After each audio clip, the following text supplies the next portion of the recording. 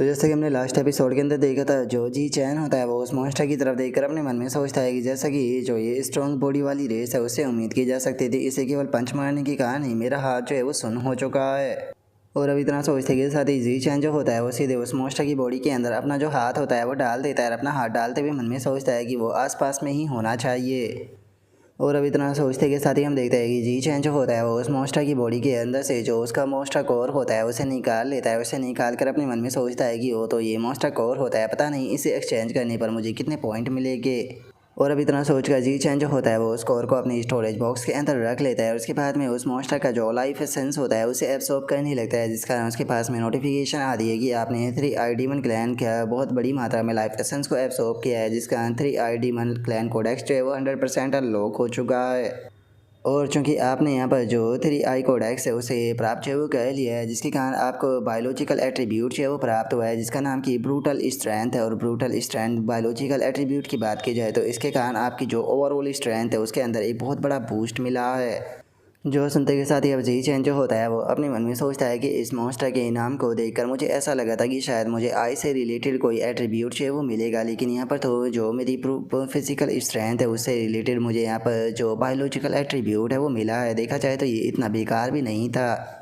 और जी चैन के इतना सोचते के साथ ही अचानक से वहाँ पर एक लड़की की आवाज़ सुनाई देती है, जो कि जी चैन से बोलती है कि तुम्हारे पास में केवल जो स्टोरेज वाली एबिलिटी है वही नहीं है, बल्कि तुम दूसरे जो जीव है उनके लाइफ एसेंस को भी एब्सॉर्ब जो है वो कर सकते हो। तुम असल में हो कौन? और अभी इस आवाज़ को सुनते के साथ ही जी चैन भी हैरान रह जाता है।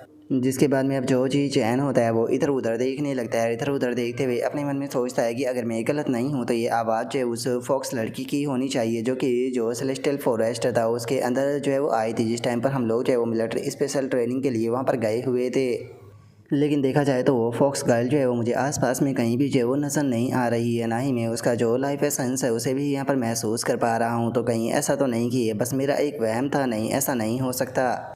और अब इतना सोचते के साथ ही जो जी चैन होता है उसे वहाँ पर एक अजीब सी जो खुशबू होती है वो आने लगती है, जिसे महसूस करके जी चैन जो होता है वो अपने मन में सोचता है कि ये यूनिक खुशबू जो है वो पक्का उसी फॉक्स गर्ल की है। यहाँ पर मैं इस चीज़ के अंदर बिल्कुल भी गलत जो है वो नहीं हो सकता हूँ, जिसका मतलब है कि वो फॉक्स गर्ल जो है वो आसपास में ही मौजूद है। और अब जी चैन के इतना सोचते के साथ ही अचानक से हम देखते हैं कि वो फॉक्स लड़की जो होती है वो अचानक से जी चैन जो होता है उसके पास में जो है वो आ जाती है। उसके पास में आते हुए बोलती है कि मेरे लिटिल बैड स्लेव, क्या तुम यहाँ पर मुझे ढूंढ रहे हो? और अब इस आवाज़ को सुनते के साथ ही जी चैन जो होता है वो भी घबराते हुए अचानक से पीछे हट जाता है। तभी जी चैन का ध्यान जो होता है वो एक बड़ी सी जो बिल्डिंग होती है उसके ऊपर जाता है, जिसपे कि वो फॉक्स गर्ल जो होती है वो बैठी हुई होती है, जिसे देखने के बाद में जी चैन जो होता है वो बोलता है कि क्या तो इसका मतलब तुम अभी भी जिंदा हो? और अब जी चैन की इस बात को सुनते के साथ ही जो फॉक्स गर्ल होती है वो भी हंसने लगती है। हंसते हुए जो जी चैन होता है उसे बोलती है कि मेरे लिटिल बैड स्लेव, क्या सच में तुम्हें ऐसा लगा था कि उस दिन तुमने मुझे जान से जो है वो मार दिया था? सच में ऐसा लगता है कि तुम तो काफ़ी ज़्यादा नादान हो। जो सुनते के साथ ही अब जी चैन जो होता है वो 9 टेल फॉक्स जो होती है उसका जो लेवल होता है उसे देखने लगता है। और उसे देखते हुए अपने मन में सोचता है कि जिस टाइम पर मैं इसे फॉरेस्ट के अंदर मिला था तो उस टाइम पर ये ऑर्डिनरी लेवल के 9th रैंक के ग्रेड परफेक्शन पर थी, लेकिन अभी के टाइम पर जो इसकी कल्टीवेशन है वो एडवांस लेवल के 9th रैंक के ग्रेड परफेक्शन पर जो है वो पहुंच चुकी है। इतनी कम टाइम में इसने पूरा का पूरा एक रियलम पर ब्रेक थ्रू जो है वो कर लिया। और जी चैन के इतना सोचते के साथ ही जो 9 टेल फॉक्स होती है वो हंसते हुए जी चैन जो होता है उसे बोलती है कि जरा देखो तो मैं तुम्हें अपना बैड स्लेव जो है वो बनाना चाहती हूँ, लेकिन वहीं अगर तुम्हारी बात की जाए तो तुम तो मुझे जान से मारना चाहते हो। किसी ने सही कहा है कि सभी मर्द जो होते हैं वो पूरी तरीके से पत्थर दिल होते हैं।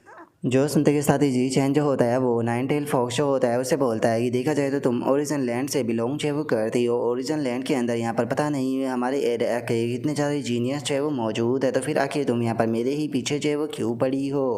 और अब जी चैन की इस बात को सुनते के साथ ही 9 टेल फॉक्स जो होती है वो जी चैन की तरफ एक ठरकी भरी निगाह से देखते हुए बोलती है कि ऐसा इसलिए है क्योंकि मुझे ओरिजिन लैंड के जो मर्द है वो पसंद नहीं है, बल्कि मुझे अर्थ के लोग जो है वो ज़्यादा पसंद है। लेकिन यहाँ पर एक चीज़ ऐसी है जो कि मुझे काफ़ी ज़्यादा परेशान जो है वो कर रही है, जिसके बारे में मैं तुमसे पूछना चाहती हूँ। मुझे बताओ कि आखिर तुम जो स्टोरेज एबिलिटी और दूसरे यहाँ पर जीवों के लाइफ एसेंस को एब्जॉर्ब करने की जो एबिलिटी है उसे पोजेस जो है वो कैसे करते हो? और अब इतना बोलते के साथ ही 9 टेल फॉक्स जो होती है वो जी चैन के पास में जो है वो आ जाती है। और जी चैन के पास में आते हुए बोलती है कि इस प्रकार की जो एबिलिटी है वो अर्थ के लोगों के पास में जो है वो नहीं होनी चाहिए, तो क्या इसका मतलब ये है कि तुम अर्थ से नहीं हो? जो सुनते के साथ ही जी चैन जो होता है वो नाइन टेल फॉक्स से बोलता है कि नहीं, मैं अर्थ से ही बिलोंग करता हूँ। जो सुनते के साथ ही नाइन टेल फॉक्स जो होती है वो जी चैन के पास में आकर उसे बोलती है कि सच बताओ तो मुझे तुम्हारे ऊपर यकीन है और मैं इस चीज़ को फील कर सकती हूँ कि जिस टाइम पर हम लोग पिछली बार मिले थे उसके मुकाबले अब तुम और ज़्यादा पावरफुल बन चुके हो। तो इसीलिए अब टाइम आ चुका है इस चीज़ को देखने का कि क्या है तुम्हारे पास में इतनी पावर है कि तुम जो मेरा इंटीमेट डिवाइन एबिलिटी है जिसका नाम चार्म टेक्निक है उसे झेल पाते हो या नहीं। और इतना बोलते ही नाइन टेल फॉक्स की जो आंखें होती है उनका कलर चेंज हो जाता है और अचानक से वो वहाँ पर अपनी जो चार्म एबिलिटी होती है उसका इस्तेमाल करने लगती है।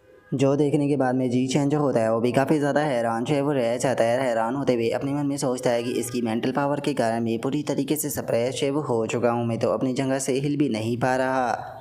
और अब जी चैन के इतना सोचते के साथ ही जो नाइन टेल फॉक्स होती है वो जी चैन के पास में आते हुए उसे बोलती है कि इस टाइम पर तुम मेरी चार्म टेक्निक जो है उसके अंदर आ चुके हो, तो इसीलिए अब धीरे धीरे कर तुम मेरी केयर जो है वो करना शुरू कर दोगे और धीरे धीरे कर देखना तुम मेरे प्यार में पड़ जाओगे। और एक टाइम ऐसा आएगा कि तुम मेरे प्यार में इतने ज़्यादा पागल जो है वो हो जाओगे कि उसके बाद में कोई भी मेरे सिवा लड़की जो है वो तुम्हें बिल्कुल भी पसंद जो है वो नहीं आएगी, चाहे वो कितनी भी ज़्यादा खूबसूरत जो है वो क्यों ना हो। लेकिन इस चीज़ में काफ़ी टाइम जो है वो लगने वाला है और मैं तुम्हें बता देना चाहती हूँ कि जो शंघाई सिटी है उसके ऊपर जल्दी ही डिवाइन प्लांट कल्ट जो है वो एक बहुत बड़ा अटैक जो है वो करने वाली है। तो इसीलिए तुम्हें जल्दी से यहाँ से निकलना होगा क्योंकि जो म्यूटेंट बीस्ट है वो जल्दी ही यहाँ पर आकर पूरी सिटी को डिस्ट्रॉय करना शुरू कर देंगे। लेकिन चिंता मत करो, मैं तुम्हें यहाँ पर अकेला जो है वो छोड़कर नहीं जाने वाली हूँ, बल्कि मैं शैडो में रहकर यहाँ पर जो तुम्हारी पूरे शो है उसे देखने वाली हूँ। उम्मीद करती हूँ कि तुम मुझे यहाँ पर एक अच्छा शो जो है वो दिखाओगे। और अब नाइन टेल फॉक्स की इस बात को सुनते के साथ ही जी चैन जो होता है वो भी काफ़ी ज़्यादा हैरान जो है वो रह जाता है। तभी जो नाइन टेल फॉक्स होती है वो जी चैन जो होता है उसे बोलती है कि मैं तुम्हारी फ्यूचर मास्टर्स जो है वो होने वाली हूँ, लेकिन अभी तक मैंने तुम्हें अपने बारे में जो है वो नहीं बताया। मैं सू फैमिली से बिलोंग करती हूँ और मेरा नाम जो है वो जूजू है। और अब इतना बोलते के साथ ही नाइन टेल फॉक्स जो होती है वो वहाँ से गायब हो जाती है और वहाँ से गायब होते हुए जी चैन से बोलती है कि ठीक है, इस चीज़ को अच्छे से याद रखना। जो सुनकर जी चैन जो होता है वो अपने मन में बोलता है कि मेरी बॉडी के ऊपर जो रिस्ट्रिक्शन लगी थी वो रिस्ट्रिक्शन जो है वो इसके जाते के साथ ही हट गई। और अब इतना सोचते के साथ ही जी चैन जो होता है वो अपनी मेंटल पावर से अपनी पूरी बॉडी को स्कैन करने लगता है। स्कैन करते हुए अपने मन में सोचता है कि मैं जानता हूँ कि उसने अपना जो फॉरबिडन कर्स है वो मेरी बॉडी के ऊपर लगाया है, लेकिन अपनी मेंटल पावर के रहते हुए मैं उसे डिटेक्ट जो है वो नहीं कर पा रहा हूँ। लगता है कि मेरे पास में कोई दूसरा रास्ता जो है वो नहीं बचा। मुझे पवेलियन मास्टर के वापस आने का इंतज़ार जो है वो कहना होगा। जैसे ही वो वापस आएगी तो उनसे मैं अपनी पूरी बॉडी को चेक जो है वो करवा सकता हूँ।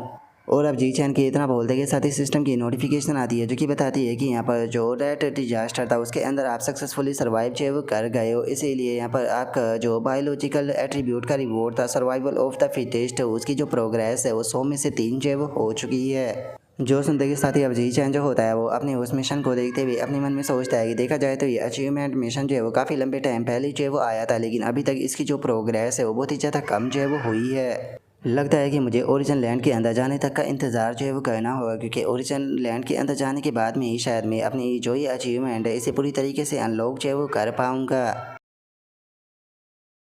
और अब जी चैन के इतना सोचते के साथ ही जो हमारा आज का एपिसोड है वो यहीं पर ही कंप्लीट जो है वो हो जाता है। तो नेक्स्ट एपिसोड के अंदर देखिए कि आगे क्या होता है। अगर आप लोगों को वीडियो अच्छी लगी हो तो लाइक करना, चैनल को सब्सक्राइब करना। मैं मिलता हूँ नेक्स्ट एपिसोड के अंदर, तब तक के लिए बाय बाय गाइस।